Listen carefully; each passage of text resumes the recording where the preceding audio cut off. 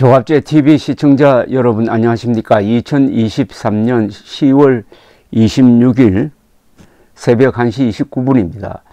오늘은 한국 현대사 30년을 결정한 날입니다. 즉 11.6 사건 44주년의 날입니다. 박정희 대통령 통치 18년이 끝나고 전두환 노태우 통치 12년이 시작된 날입니다. 그러니까 한국 현대사의 30년이 하룻밤의 사건으로 결정이 되었습니다.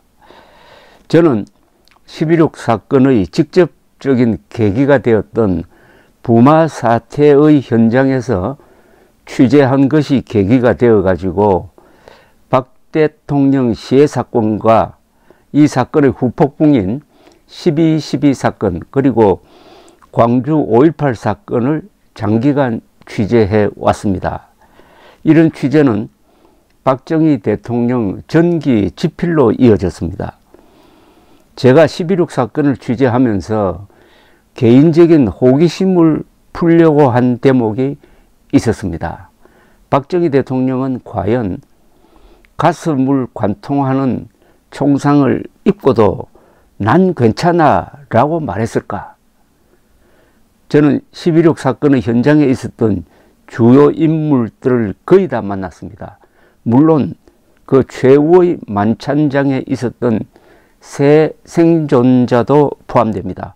김계원 당시 대통령 비서실장, 가수 심수봉 씨, 그리고 신재순 씨 여대생이었습니다. 이들 중 신재순 씨의 증언이 가장 정확했습니다. 신재순 씨는 대담한 성격인데다가 기억력과 표현력이 또한 대단했습니다. 하나님이 그녀를 박정희의 최후를 목격할 사람으로 선택했다는 느낌이 들 정도였습니다. 1979년 10월 26일 오후 7시 45분 김재규의 권총 발사로 가슴을 관통당하여 등에서 피를 콸콸 쏟고 있던 박정희를 혼자서 안고 있었던 이가 신재순 씨였습니다. 차지철 경호실장은 팔에 총상을 입고 실내 화장실로, 김계원 씨는 바깥 마루로, 심수봉 씨는 김재규가 다가오는 것을 보고 피한 이후 신재순 씨만이 대통령을 피범벅 속에서 안고 있었습니다. 김재규는 합동수사본부 수사에서 이렇게 진술을 했습니다. 차지철을 거꾸로 때리고 앞을 보니 대통령은 여자의 무릎에 머리를 대고 있어 식탁을 왼쪽으로 돌아 대통령에게 다가가자 여자가 공포에 떨고 있었습니다. 권총을 각하의 머리에서 50cm 거리에 대고 쏘았습니다. 이 순간을 40대의 중년 여성으로 변한 신재순 씨는 1997년에 저를 만나 이렇게 기억했습니다. 그 사람의 눈과 마주쳤을 때를 영원히 잊지 못할 것입니다. 인간의 눈이 아니라 미친 짐승의 눈이었어요. 그가 대통령의 머리에 총을 갖다 대었을 때는 다음에는 나를 쏘겠구나 생각하고 후다닥 일어나 실내 화장실로 뛰었습니다. 저의 등 뒤로 총성이 들렸습니다. 화장실에 들어가서 문을 잠그고도 문 손잡이를 꼭 쥐고 있었습니다. 바깥이 좀 조용해지자 신재순 씨는 화장실 문을 열고 나왔습니다. 대통령은 실려 나갔고 문 앞에 차지철 실장이 하늘을 보고 쓰러져 신음하고 있었습니다. 신재순 씨가 일으키려고 손을 당겼습니다. 신재순 씨는 그 순간을 이렇게 기억을 했습니다. 차지철 실장은 몇 번 힘을 써보다가 포기하는 눈빛을 하고 말았습니다. 그러면서 난 못 일어날 것 같아. 그러고는 다시 쓰러져 신음하는데 그 눈빛도 이럴 수가 없어요.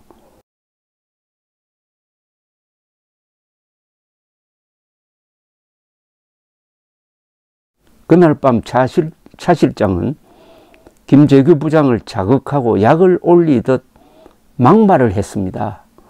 그래도 차 실장이 고마운 것은 그날 제가 대기실에서 면접을 볼 때 술을 못 마신다고 했더니 그분은 옆에 깡통을 갖다 놓을 터이니 거기에 부어버려라고 말하더군요. 저는 박정희의 마지막 모습에 대해서 신재순 씨에게 여러모로 물어보았습니다. 신재순 씨의 설명은 일관성이 있었습니다. 이렇게 말했습니다. 그날 밤 대통령께서는 좀 취하셨던 것 같아요. 하지만 몸을 가누지 못하거나 말이 헛나올 정도는 아니었습니다. 인자한 아버지 같았어요. 피를 쏟으면서도 난 괜찮아 라는 말을 또박또박 했으니까요. 그 말은 난 괜찮으니 자네들은 어서 피하게라는 뜻이었습니다. 일국의 대통령이시니까 역시 절박한 순간에도 우리를 더 생각해 주시는구나 라고 생각했었죠. 그분의 마지막은 체념한 모습이었는데 허무적이라기보다는 해탈한 모습 같았다고 할까요? 총을 맞기 전에는 뭐들 하는 거야 하고 화를 내셨지만은 총을 맞고서는 그 현실을 받아들이겠다는 자세였어요. 어차피 일은 벌어졌으니까요. 저는 이 말을 가끔 인용합니다. 박 대통령이 가슴에 총을 맞고 난 괜찮아 라고 말할 때의 그 모습이 체념한 듯 해탈한 듯 했다. 체념한 듯 해탈한 듯 했다.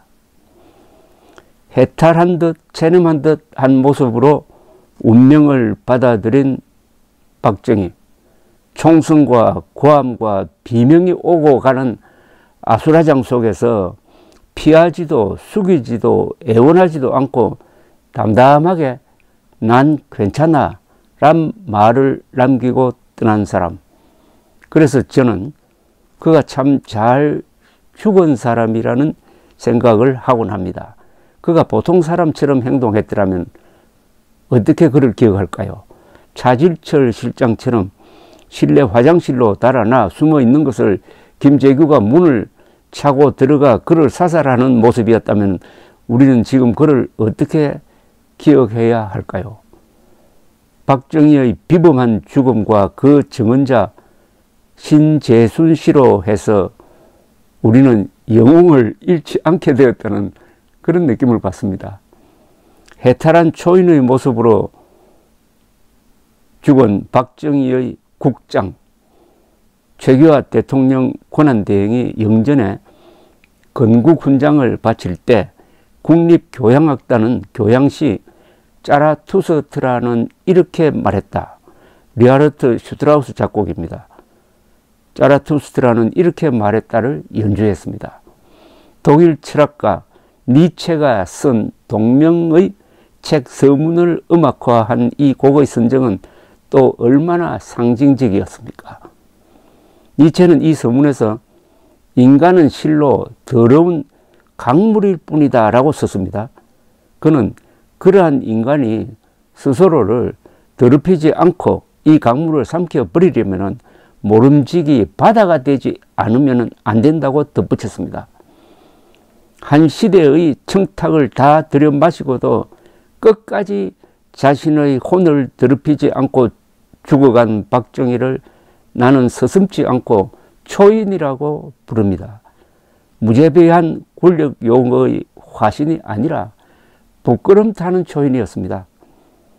그런데 하나 우스운 것은 김재규의 지령을 받아 두 대통령 경호원을 사살하는 등 이날 궁정동 작전을 지휘했던 박선호 중앙정보부 의전과장이 일대 학살극을 끝낸 뒤에 두 여인 심수봉, 신재순에게 20만 원씩이 든 돈 봉투까지 주어서 차에 태워 집으로 보내주었다는 점입니다. 대통령이 사살당하는 것을 목격한 두 사람을 이 사건의 주역이 아무 감시역도 붙이지 않고 현장에서 이탈하게 했다는 이 점이 11.6 사건의 성격을 이야기해 줍니다. 과감하지만 치밀하지 못한 김재규의 지리 멸렬상이 그것이었습니다. 그래서 그는 권력을 잡지 못하고 전두환의 등장에 길을 열어주었던 것입니다. 10월 26일 밤의 행동에 의하여 상처받고 의심받은 요인들과 이 약점을 이용한 세력이 있었습니다. 그리하여 이날 밤은 그 뒤 10여 년의 한국 역사를 상당 부분 결정했습니다. 계엄사령관으로 등장한 정승화 육군참모총장은 김재규의 계략에 의하여 대통령실의 현장 부근 식당에 초대받아 와 있었다는 점으로 해서 의심을 샀고, 최규하 대통령 권한대행은 결정적 순간에 서서 지도자의 용기와 결단력을 보여주지 못했습니다. 반면에 전두환 국군보안사령관은 그날 상황 대처가 아주 기민했습니다. 두 핵심 인물의 권위가 약화된 틈을 타서 정규 육사 출신 장교단의 대표격인 전두환 장군이 정보 수사권을 독점하면서 12.12 사건을 거쳐 권력 공백을 채우게 되는 것입니다. 10월 26일의 하루는 박정희 18년을 마무리하면서 그 뒤의 두 정권 12년의 시대를 연 24시간이었습니다. 결국 하루가 30년의 역사를 결정한 셈입니다. 감사합니다.